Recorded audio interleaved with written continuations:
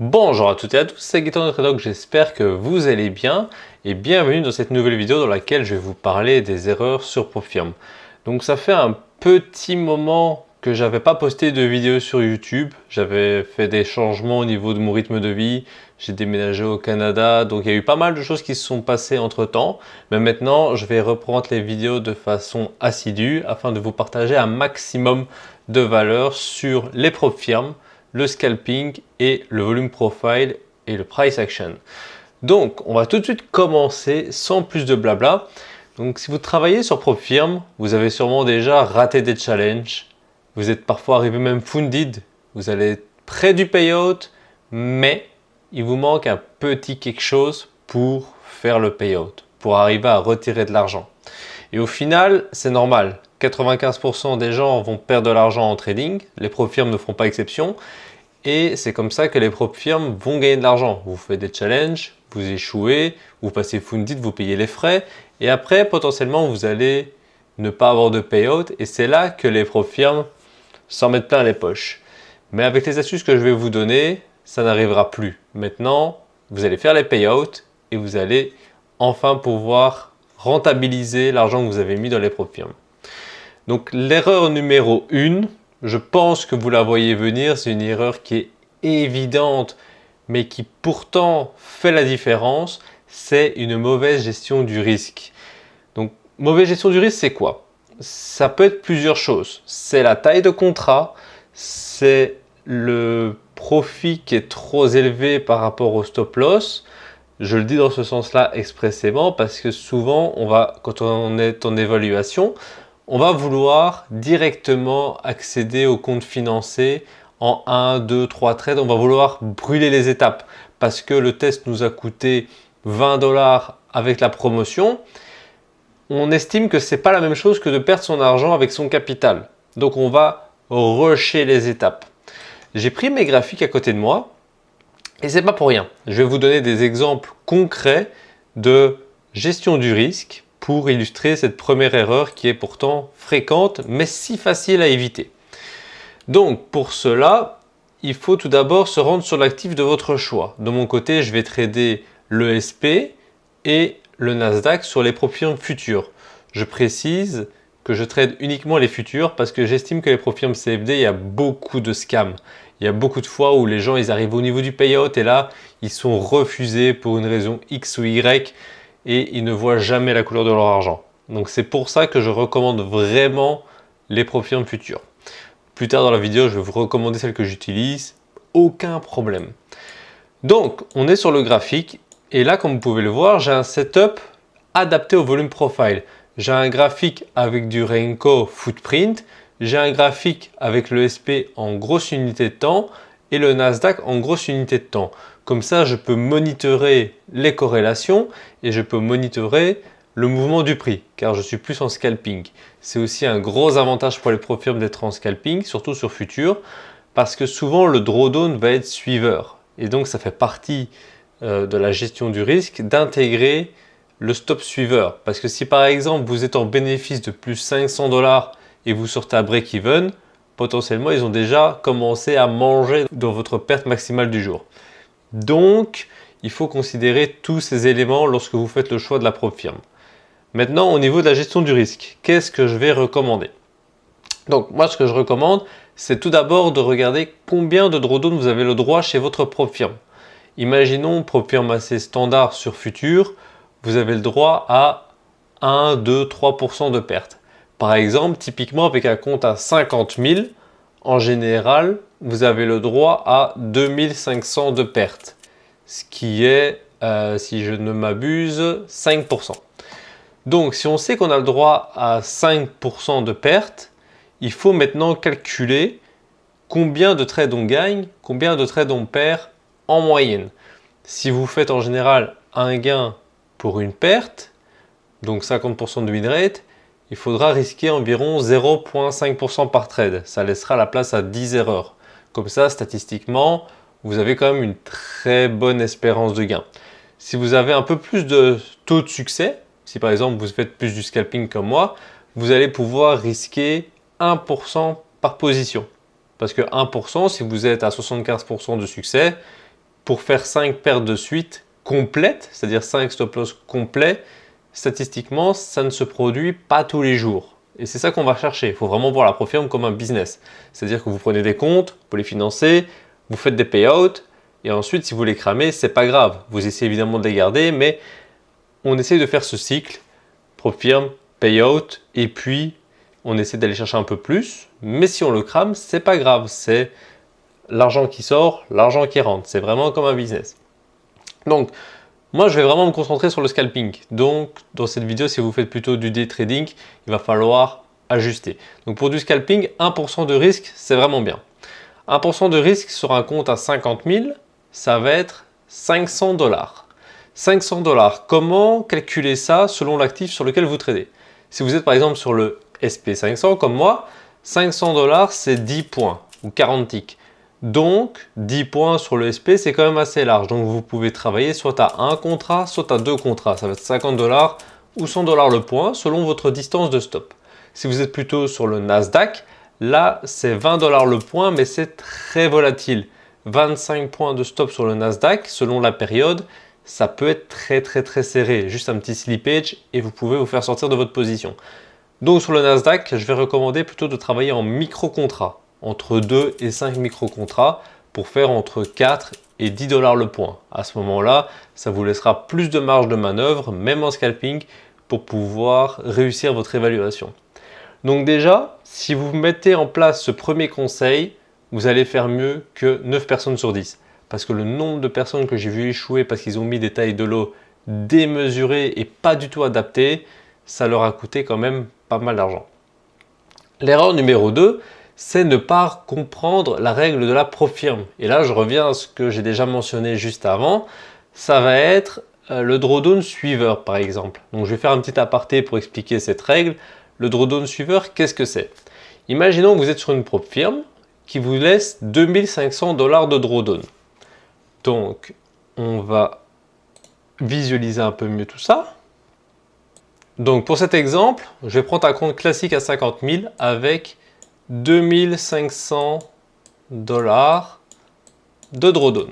Ça veut dire que si vous perdez plus de 2500 $ sur votre journée, ou au total, vous perdez le compte. Comment maintenant le drawdown suiveur peut impacter cette règle? Eh bien, drawdown suiveur, ça veut dire que ces 2500 $, ils sont ajustés de façon dynamique. Imaginons, on va prendre un exemple concret très simple, votre compte il est à 50 000. Votre drawdown il est donc à 47 500. Donc 2500 de moins. Maintenant, imaginons vous prenez un trade à l'achat. Il se passe super bien, vous êtes maintenant à 50 500, mais vous n'avez pas encore encaissé, parce que votre TP il est par exemple à plus 1000. Votre drawdown, lui, par contre, il a suivi. C'est-à-dire qu'il est monté à 50 500, moins 2500, ça fait 48 000. Donc là, vous n'avez pas encore encaissé, mais le drawdown a déjà évolué. C'est ça le drawdown suiveur. C'est pour ça qu'en scalping, ce n'est pas dérangeant parce qu'on encaisse rapidement.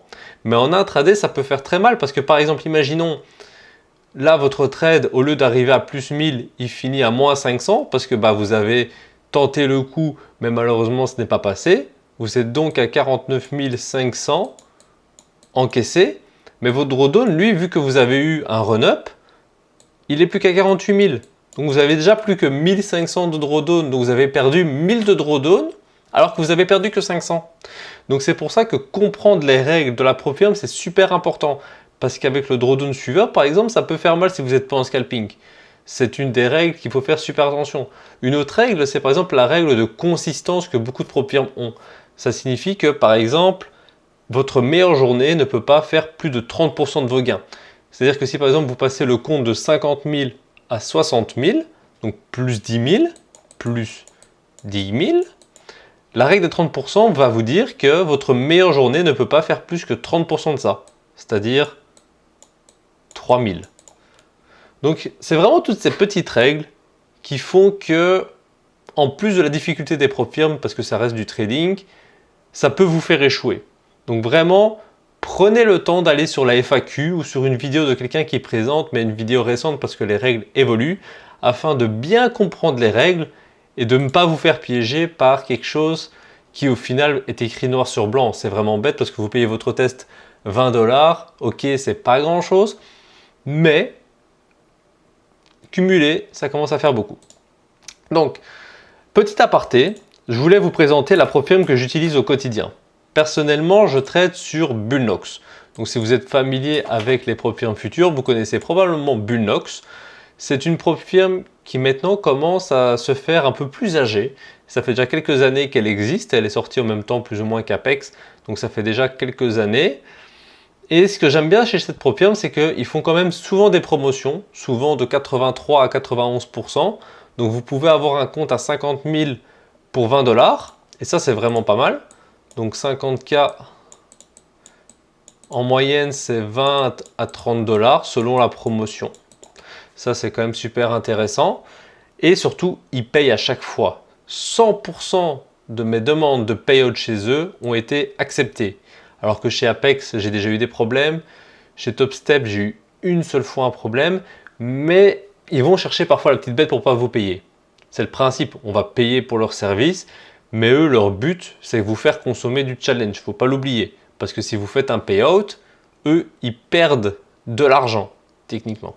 Donc c'est super important de respecter toutes les règles et de travailler sur les bonnes PropFirm parce que je vois beaucoup de gens se faire scam. Ils ont des plus 4000, des plus 5000, ils ne peuvent jamais les retirer. Et malheureusement, il n'y a pas de recours possible face à ce genre de situation. Donc c'est pour ça que je recommande Bullnox. Si à un moment donné ce n'est plus le cas, je vous tiendrai à jour. Mais en tout cas, je l'utilise tous les jours et 100% de mes payouts ont été acceptés chez eux. Par ailleurs, j'ai un petit partenariat avec eux, ce qui fait que si vous utilisez mon code promo, vous pouvez trouver le lien dans la description. Et aussi sur mon Discord, le Discord Tradox, vous pouvez aussi trouver le lien dans la description. N'hésitez pas à le rejoindre, vous pouvez poser toutes vos questions, j'y réponds tous les jours. Vous pouvez toujours retrouver le meilleur code promo possible. Donc c'est super intéressant si vous désirez vous lancer sur PropFirm Future.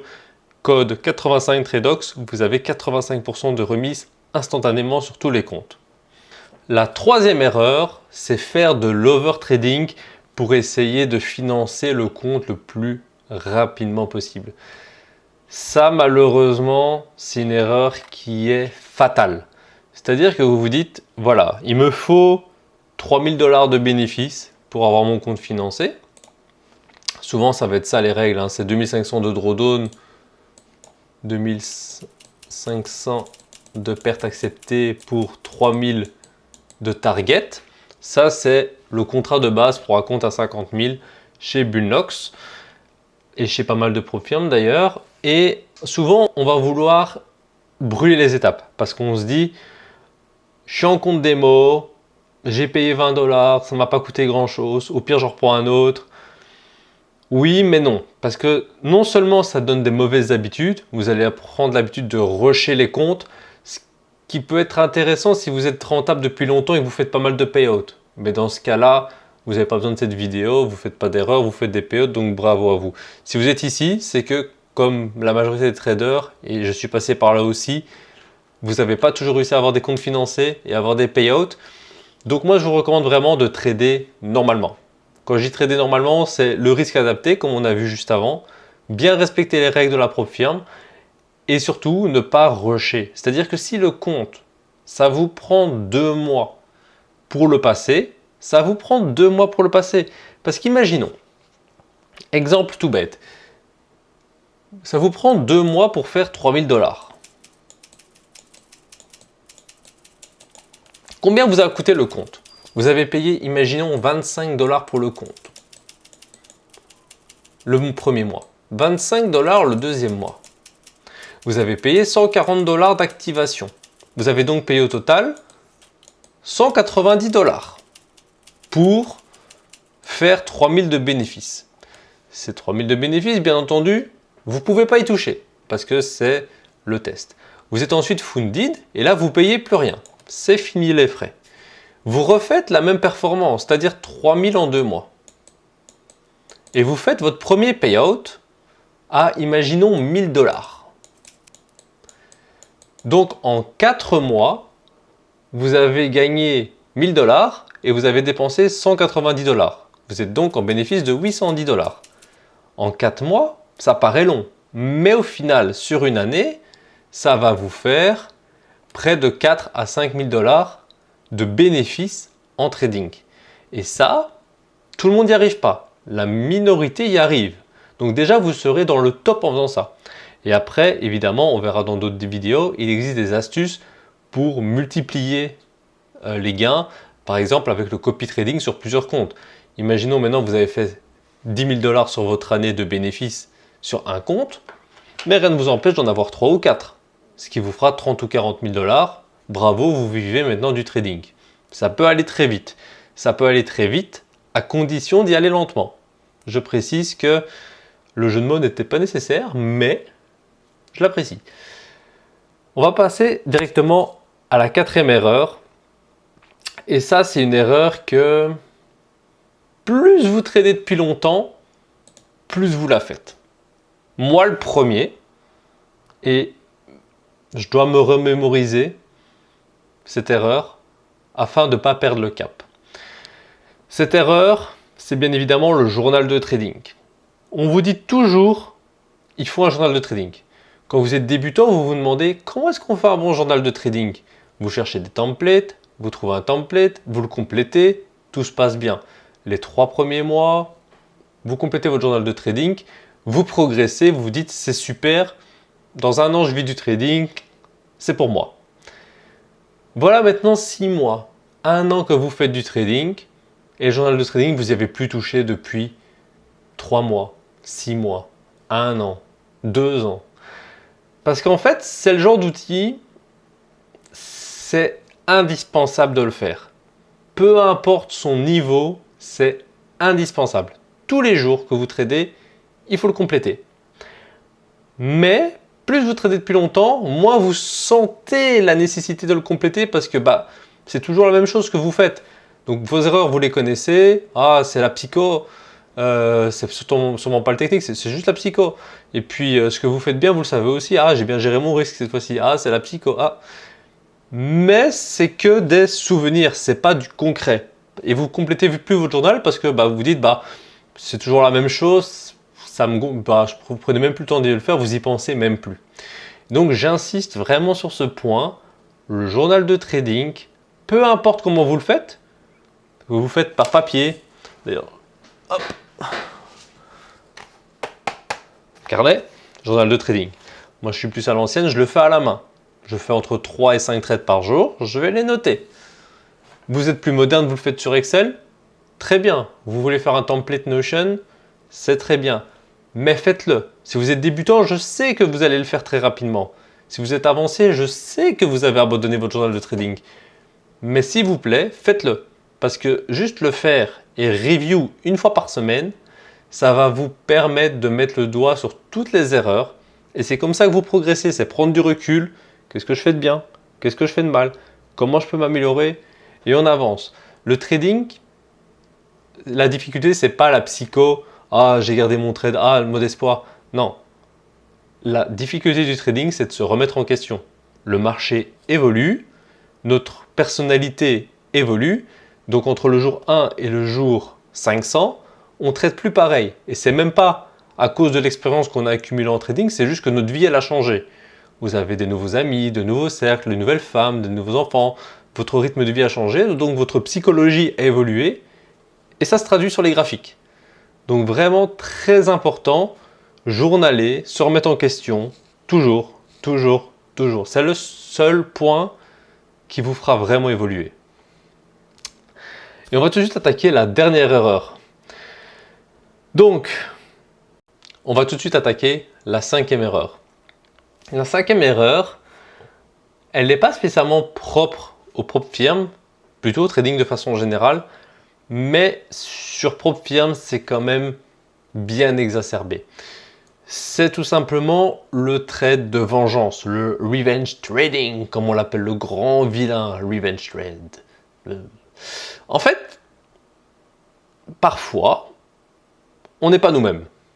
On trade, tout va bien, on fait des gains, on fait des pertes. Ça ne nous affecte pas. Et puis, il y a un jour, On ne sait pas ce qui se passe ce jour-là, mais ça se passe. On trade normalement à un contrat sur le SP. On prend des pertes de 500 $ maximum, 1%, comme on a défini juste avant. On respecte.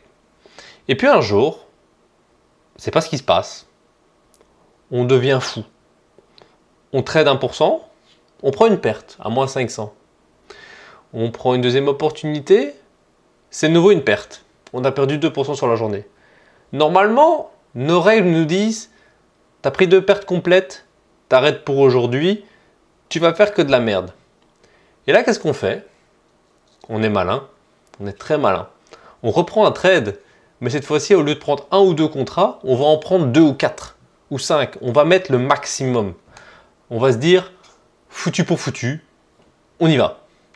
Et ça, vraiment, ça coûte très cher parce que c'est une spirale infernale. Dès que vous rentrez dans ce cercle de revenge trading, de prendre une taille de lot démesurée par rapport à votre risque évalué, c'est fini. Même si vous prenez un gain une fois ou deux, parce qu'il y a des fois vous allez avoir de la chance, vous allez gagner. Mais au bout du compte, ça va vous faire perdre de l'argent. Ça, j'en suis sûr à 100 000%. Ça m'est déjà arrivé. C'est déjà arrivé aux membres de la communauté. C'est déjà arrivé à tous les traders. Ça arrivera encore. Mais il faut le contrôler. Comment le contrôler? Idéalement, il faut mettre un hard loss. Ce que je veux dire par là, c'est que sur Rithmic, par exemple, on a la possibilité de définir une perte maximale. C'est-à-dire que si, par exemple, on va reprendre notre petit bloc-notes, votre perte de 1%, elle représente 500 $. Et que votre règle, c'est 2 pertes égale stop. Parce qu'en général, c'est toujours dans les pertes qu'on pète des câbles, hein, c'est jamais dans les gains. Eh bien, à ce moment-là, il y a moyen de trigger, de se dire, tiens, à moins 1000 $, ou à n'importe quel montant défini, mais je pense que moins 900 ou moins 1000 $, c'est très pertinent, la plateforme de trading se bloque. Je vais mettre en rouge, ça se bloque. Donc là, vous pouvez juste plus trader. Et ça, c'est la meilleure chose à faire. Le nombre de comptes qui ont été cramés, explosés à cause du revenge trading, c'est pire que tout. Donc moi, je vous conseillerais vraiment d'appliquer cette règle, donc d'aller dans Rithmic, avec quasiment toutes les profils, c'est Rithmic, ou bien alors sur Tradeovet, TradingView, peu importe la plateforme. La plupart des plateformes ont maintenant cette fonctionnalité de se dire, vous prenez 2 pertes consécutives, c'est fini. Donc ça, c'est très simple à mettre en place et ça peut vous éviter vraiment des bêtises. Donc très important. Donc voilà qui conclut cette vidéo sur les prop firms et la gestion du risque qui est associée. J'espère que ça vous a plu. Moi en tout cas, je suis hyper content de refaire des vidéos sur YouTube. Ça m'avait vraiment manqué. Donc je vais reprendre le rythme. Ça ne va pas être un rythme très soutenu. Ça va être 1 à 2 vidéos par mois. Parce que c'est le rythme que je peux m'accorder pour des vidéos en ce moment. J'accorde vraiment beaucoup de temps à la communauté. On fait plus de 3 live trading par semaine. Donc vraiment, j'accorde beaucoup de temps à la communauté, ce qui fait que j'ai laissé un peu de côté les vidéos YouTube, mais je suis hyper content d'en refaire. Donc ça sera vraiment concentré sur ma façon de trader, c'est-à-dire le volume profile, le scalping, le price action et les prop firms futures. Car pour moi, c'est vraiment le combo gagnant. Pour l'instant, il n'y a pas mieux. Donc n'hésitez pas, si vous désirez une prop firm sérieuse sur Bullnox, avec le lien en description, vous avez toujours la meilleure promotion. Et aussi, n'hésitez pas à rejoindre le Discord Tradox. Il y a une partie qui est 100% gratuite. Vous pouvez poser vos questions et comme ça, vous allez avoir l'avis de différents traders afin de pouvoir progresser. Donc voilà, c'est tout pour cette vidéo. On se retrouve très